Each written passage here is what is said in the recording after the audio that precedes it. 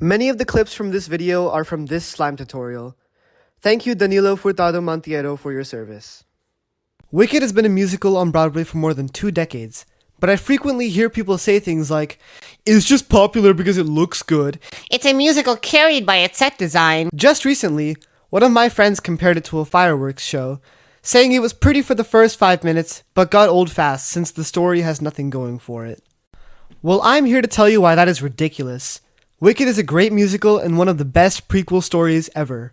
It's got everything: a fun, strong story, charming characters, amazing stage effects, and yes, a killer set design full of color and life. And while I know there are way more Wicked fans than Wicked haters, the fact that there's a percentage of people out there that hate Wicked at all is crazy.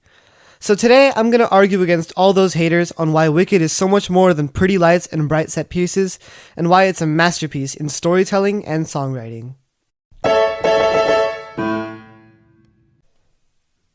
I saw Wicked when it toured last year for the first time. It was such an amazing experience overall. I was excited but unsure going into it because I'm not the biggest fan of The Wizard of Oz. Maybe I'm just too young to enjoy it, but I've just never really cared for that movie. However, Wicked just knocked it out of the park, because I don't think you need to have seen The Wizard of Oz to enjoy Wicked. It's great even as a standalone story. Wicked began on Broadway in 2003 and starred Idina Menzel, Kristen Chenoweth, Norbert Leo Butz, and so many other talented people. It actually received a lot of criticism, which is crazy. Critics and reporters called it overproduced, too ambitious, and unmemorable. The New York Times itself bashed it, saying it doesn't speak hopefully about the future of Broadway. The point is that the musical was generally just seen as pretty mid. But eventually people came around to the show, and it has stayed on Broadway for over 20 years, making an enormous amount of money and gaining a huge loyal fan base. Wicked acts as a prequel to The Wizard of Oz. The musical starts right after where The Wizard of Oz would have ended, where all of Oz is celebrating the death of the Wicked Witch of the West. Then we jump back in time to see how the witch, whose real name is Elphaba, came out of the womb with green skin due to an elixir her mother drank while she was pregnant. Elphaba goes to Shiz University with her disabled sister Nessa. There she meets Galinda, and the two of them can't stand each other. Elphaba learns sorcery from the headmistress Madame Morrible, who tells her she could potentially work with the mysteriously distinguished Wizard of Oz. Lots of other stuff happens while they're at Shiz. There's an animal teacher named Dr. Dillamond who tells Elphaba that the animals in Oz, including himself, are slowly losing their ability to speak. A prince named Fiyero arrives, and Galinda gets a huge crush on him. Nessa, Elphaba's sister, starts to fall for a munchkin named Bok. Eventually, Galinda decides to help Elphaba become popular, so they finally start becoming friends. More events unfold that help provide Elphaba with more motivation to find the wizard, including her seeing a lion cub locked in a cage. A lion cub. I wonder who that could be. Elphaba and Fiyero start to bond, and it seems like they're both beginning to like each other, despite Galinda's enormous crush on him. But then Elphaba gets invited to meet the Wizard of Oz, so she invites Galinda, who now goes by Glinda, to come with her. When Elphaba finally meets the wizard and Madame Morrible, who works for him, trick her into creating flying monkeys using a magical book called the Grimoire, and she's horrified to see that the Wizard of Oz is the one trying to get rid of all the animals in Oz. Elphaba runs away, and Galinda chooses to stay behind but continues to support her. In the last song of Act 1, Elphaba flies off on a broom, which is awesome and one of the most amazing effects I've ever seen in a show. The second act of the show does a lot to lay the groundwork of the Wizard of Oz. Madame Morrible and the wizard paint Elphaba to be known as the Wicked Witch of the West, which all of Oz believes. Glinda becomes known as Glinda the Good for her help, and Fiyero becomes captain of the guard. Fiyero and Glinda become engaged, but Fiyero doesn't seem very happy about it. Nessa, Elphaba's sister, becomes known as the Wicked Witch of the East. Elphaba visits Nessa and enchants her ruby slippers to allow her to finally walk.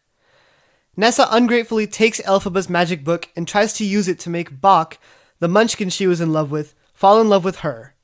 She messes it up, shrinking Bok's heart, which almost kills him until Elphaba turns him into the Tin Man we all know from The Wizard of Oz, to ensure that he can survive without a heart.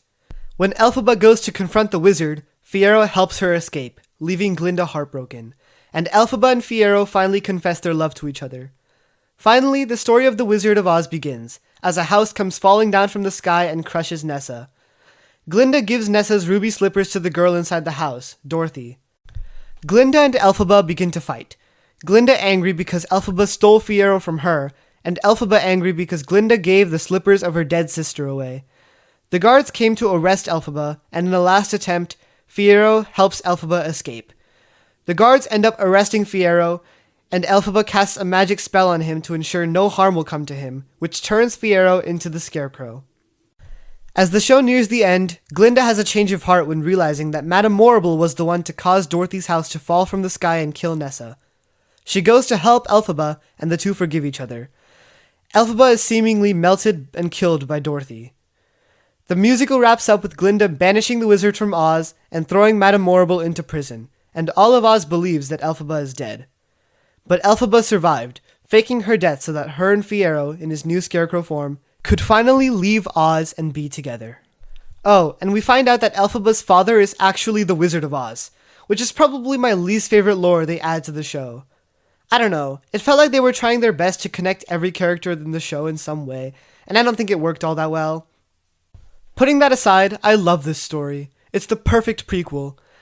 They give us a lot of insight on who the Wicked Witch of the West used to be, showed a gradual development in her character and how she became the Wicked Witch we know from The Wizard of Oz, redeemed her, and provided answers to all the questions we had when watching The Wizard of Oz. Because in The Wizard of Oz, the friends Dorothy meets on her way to meet the wizard just kinda show up randomly. We don't actually learn anything about the Tin Man, Scarecrow, and Lion other than what they want from the wizard.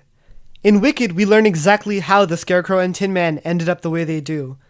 It would have been nice to see more of the Cowardly Lion, but honestly there's so much going on in the show anyway that it doesn't really matter that much. We get a lot more on the Wicked Witch of the East. In The Wizard of Oz, she dies the second Dorothy enters Oz, and the ruby slippers Dorothy takes from her are vital to the story, but we have no idea what makes them so important or where they came from. But Wicked explains all of it. In general, Wicked ties up almost all loose ends from The Wizard of Oz, as well as being a great standalone story anyone can enjoy.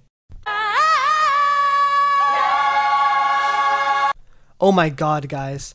The songs in Wicked are amazing.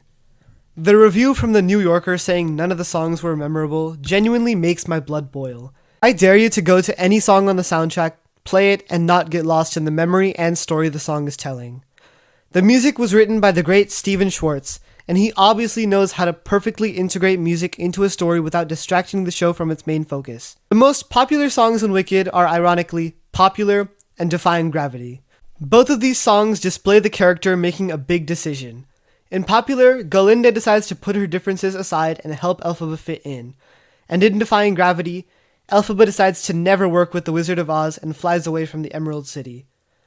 Both of these songs work so well in the story by developing the characters.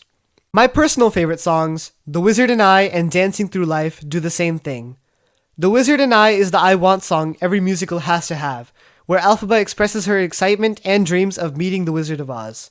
Dancing Through Life is a song that develops the characters by making time pass by. All in this song, Fiyero enters, Glinda gets a crush on him, Nessa falls for Bok, Glinda pranks Elphaba, and Glinda finally realizes how mean she was and chooses to be nice to Elphaba. Admittedly, all of the best songs are definitely in the first act. I guess because the second act is so busy creating plot points for the Wizard of Oz, it fails to provide the music that the first half was able to provide. I guess it has As Long As You're Mine and For Good, but I don't know. Those songs just don't give me the same feeling that the songs in the first act did. The music is still amazing in the way it creates a flow between the characters and the plot. The songs just aren't as catchy. I guess I should talk about this since it's what Wicked is most famous for. The set design, props, lighting, and costumes are all absolutely gorgeous. It's just so stunning to sit down in the theater and take in all of the beautiful art that is the stage of Wicked. Even looking at it in pictures is like a Picasso painting exploded inside of your eyes. There's literally a dragon perched at the top of the stage. How cool is that? The setting changes from Shiz University to the Emerald City to the Wizard's Chamber to Munchkinland, a cave, a field, and a few other places. And the set just seamlessly transitions into all of these things. At the beginning of the show, Galinda enters in on a bubble floating 30 feet above the stage. The wizard is introduced as a giant mechanical puppet. It's truly like magic happening right in front of you. Even the costumes are spectacular, Elphaba is fully painted green every single night. Glinda has many beautiful dresses, including this really cool sparkly one. The Scarecrow and Tin Man look great, and even the Wizard and Madame Morrible have eclectic, fun designs that really match their energies in the show. The set designers were going for a very mechanical look, and they did innovative things that influenced how Broadway sets are built today, including stretching out the stage so gears and mechanics are lining the walls of the stage. Lots of really cool stuff is going on in the show, but if you take all of this out of the way, you really still have a lively, fun show with an actual interesting story and so many bangers of songs to enjoy. I'll end this video by giving my opinion on the upcoming Wicked trailers, and I gotta say, they look pretty solid. Dr. Dillamond, Fiyero, and the Wizard look fantastic. I'm excited to see Peter Dinklage, Jonathan Bailey, and Jeff Goldblum's takes on these characters. One of my biggest original complaints was that using CGI for the scenery and magic in the movie will just be a downgrade, because nothing can ever live up to seeing those props and special effects live on stage. But honestly, the CGI in this movie is pretty good. It doesn't just copy the effects from the stage production, it makes itself stand out very nicely. Oz, from the fields to the Emerald City, looks fantastical in the best way. And while I love Kristen Chenoweth, and was one of the people rooting for Dove Cameron to take on the role of Glinda in the movie, however, I'm still not sold on Cynthia Erivo as Elphaba. I don't find her vocal techniques to be anywhere close to Idina Menzel, which would be fine as a new take on the character if she stayed true to the musical theater aspects she's supposed to deliver on. But these riffs today in the trailers just scream Natalie Jane TikTok, which is the last thing I want to see in a musical movie. I sincerely hope Cynthia Erivo isn't overshadowed by Ariana Grande in this movie. Thank you so much for watching this video. Comment your thoughts on Wicked and what you want to see me review next. I hope you enjoyed hearing a teen talk about musicals, and I'll see you next time.